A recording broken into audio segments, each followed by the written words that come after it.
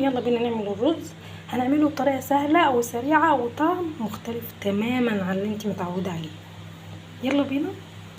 حله على النار وحطيت فيها البصل.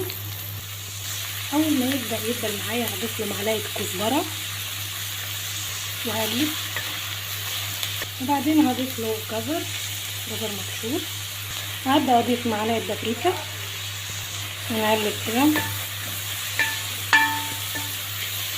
واخر حاجه هنضيف الملح. عندي هحط فلفل ونقلب.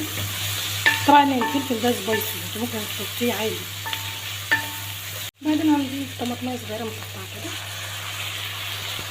نقلبها. وكده الخليط ده هنحط عليه الرز وخلاص على كده تمام.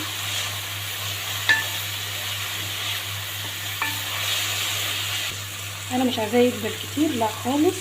هنبدا نحط الرز ونقلب.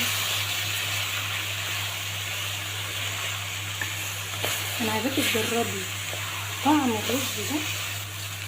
شايفين الالوان اللي فيه عامله ازاي؟ بجد حلو قوي. طب ايه، هو خلاص كده يعني مش فاضل له اي حاجه غير ان بقى نضيف الميه.